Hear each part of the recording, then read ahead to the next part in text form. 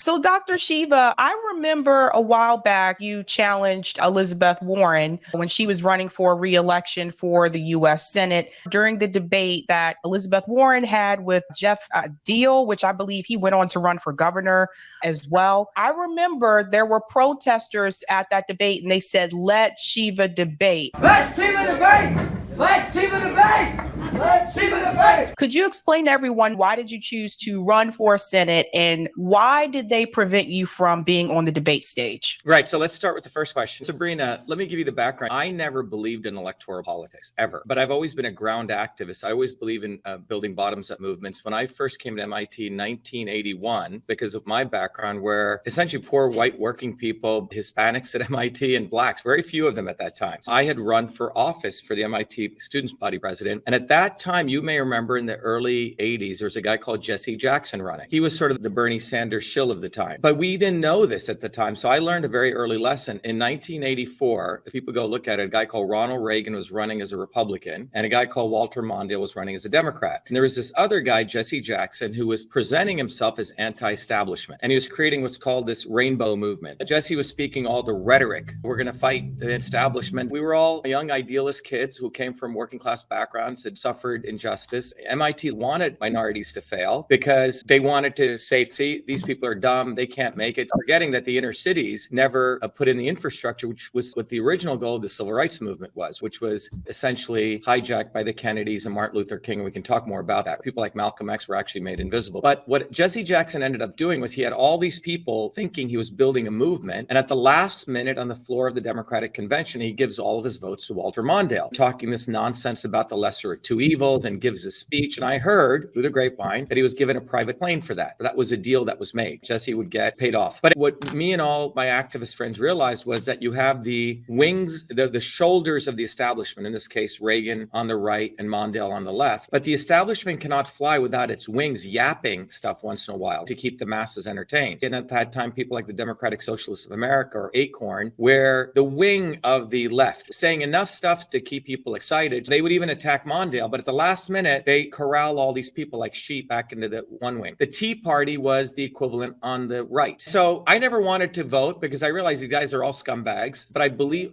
my study of history showed it was always bottoms up movements on the ground, passing out flyers. So after that, we ended up developing our own 2-page flyer leaflet, and we became more popular with our 2-page flyer than the school newspaper, which was funded by the administration. And we would attack everyone, but we were always beyond left and right, etc. And that's when I saw Elizabeth Warren running. And here's a woman who knows nothing about everyday working people, minorities, and she had claimed that she was Native American. Now, it had nothing to do with even her race, but the fundamental issue is she had used race for her advancement, actual racism. And so I decided to run against her. But we knew, Sabrina, that we had to create a movement because it was always about creating a movement. It wasn't about, okay, I'm going to run. It would be illusion to think that you're going to beat this Democrat machine. But we thought the Republicans would embrace me. I mean, am I not what the Republicans talk about? Pulling yourself up from your bootstraps, bottoms up. But they promoted this fool, Jeff Deal, but he's a complete fucking moron. He can barely talk. And instead of embracing me, they promoted him and made me an outcast. So we decided to run as independents. And if you look at that time, you couldn't get out of Massachusetts without seeing a sign which said only the real Indian can defeat the fake Indian.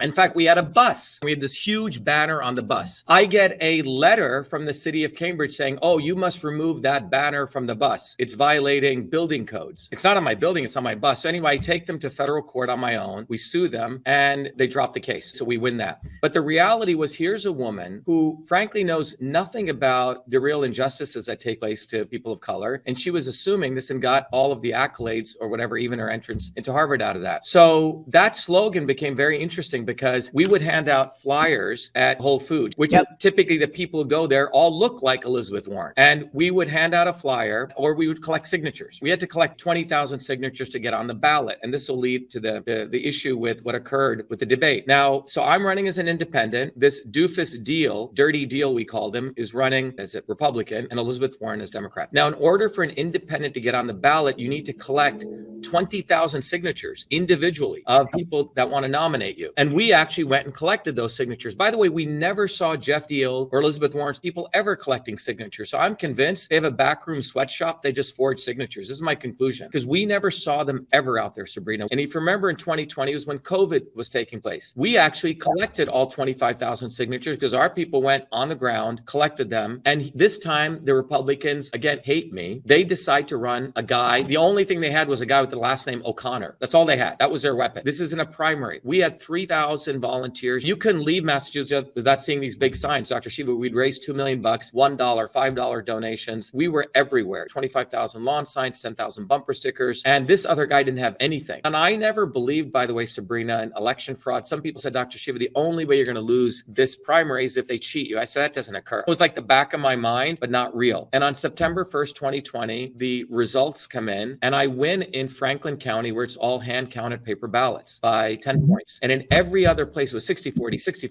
60-40. And that was September 1st. And then the next 7 days, I couldn't believe it. I started learning everything I could about how the election systems in this country work. And I found out 50 years ago, a Democrat majority had passed a rule called 52 USC 20701, which supported audits of elections because they knew minorities were getting screwed. They wanted to make sure you could audit an election. So a Democrat majority were very supportive of audits. And one of those rules in 52 USC 20701 is that for a federal election, all records must be preserved for 22 months. Okay? All records. Now, you remember, except for Franklin County, all the other counties use these machines. When you put a paper ballot like this into a machine, it gets scanned, the machine takes a picture of it. It's called a ballot image. That ballot image is what is stored on the hard disk. Now, by law, those ballot images have to be saved because that's a record that's created in connection with the federal election. So I had found out in the Diebold voting manual that there is a feature that they put into these voting machines called a weighted race feature. What is this feature? It's a feature that's in the voting machine. So if you got 1,000 votes, Sabrina, and I got 1,000 votes, the feature allows to weight your race. You get 2 votes for every vote you got. I get 0.5 votes, half of the vote for every vote I got. So it's not one person, one vote, which is a very famous ruling, right? For equality. So that means you would get 2,000 votes and I'd get 500 votes. And that feature was put into the voting machines because many of these voting machines are sold to stock companies who do corporate stock votes. But those features were left in voting machines. So I used my mathematics background and I did a statistical analysis and I showed there's no way that this voting pattern could have occurred. I went to the Secretary of State. You may know this woman, Michelle Tassinari, who is the general counsel to the guy who's called the Prince of Darkness. William Galvin was the Secretary of State. And I said, look, I want those ballot images. And I gave them my FOIA, which is a public records request. I went with a video camera and they're gloating behind the window. They're saying, oh, we don't save those images. We deleted them. We don't have to even preserve them. So anyway, I officially give my letter. I said, you have 10 days to answer this public records request. 10 business days goes by and they never answer it. So I write an email saying you're violating law if you don't respond to it right now. That was September 24th. Now you got to understand, we had moved our campaign, you remember, Sabrina, to a write-in campaign. So we're still bona fide U.S. Senate federal candidates running. We distributed everywhere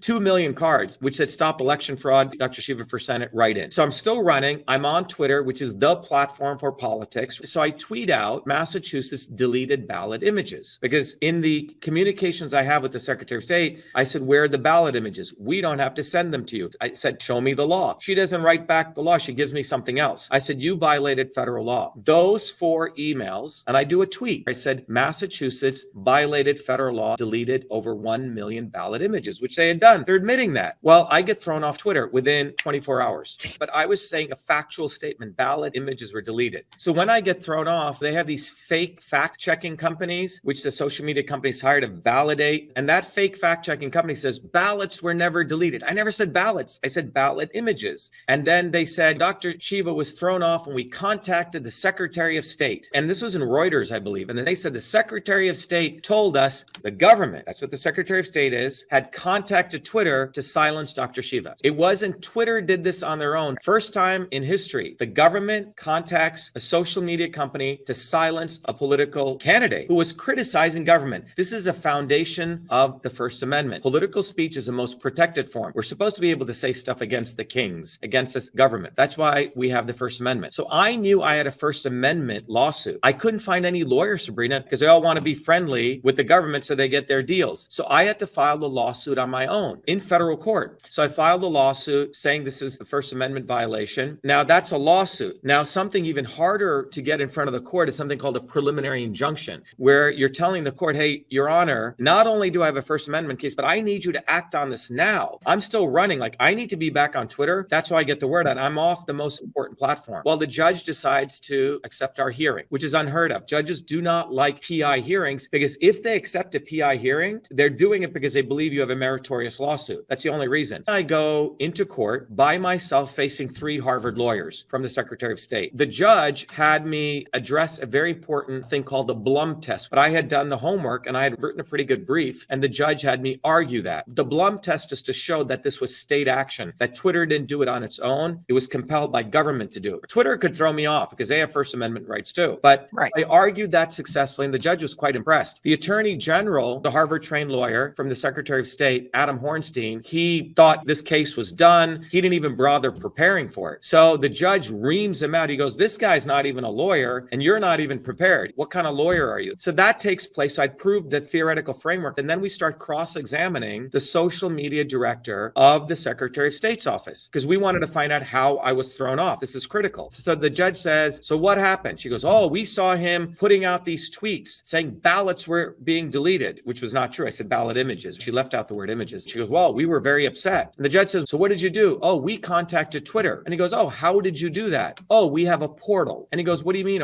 We have a VIP portal. A special portal for government has exclusive access to Twitter. Now, violation of the First Amendment. It's like red flag, red flag. That means the policies of all of these characters, the swarm, as I call it, a multi-racial, decentralized, bourgeois group of Brahmins, has been screwing over everyday working people, black, white, everyone, all races. And it's their policies. It's not any one thing. It's not the vaccine. No, it has to do with Obamacare. It has to do with the vaccine. It has to do with poison. It has to do with the fact we have the income inequality puts so much stress on people's lives and relationships. We know the number one reason people live long. Now, that goes back to 1980. It goes back to what? Jesse Jackson. So what did I learn as a 17-year-old kid? That the establishment, you have the head of the establishment. It has the 2 shoulders, but it has the wings. It was a technology they created. They created the wings to flap. Sometimes Bernie Sanders would say shit against Clinton, but he's still their boy. He just says enough. And that's what Democratic Socialists was. They're the social democrats that the Bolsheviks and the Leninists and the revolutionaries talked about. I learned that as a 17-year-old. And that's why it's very important to study political theory. It's like you have to understand the laws of physics, like we study at MIT. Once you understand Newton's laws, then you can go build an airplane. But if you don't understand these laws, you're going to build bogus political movements that are always going to fail. I understood very clearly that the establishment has the wings. The right wing brought in fucking Trump. Trump's goal was to fill in that vacuum. He was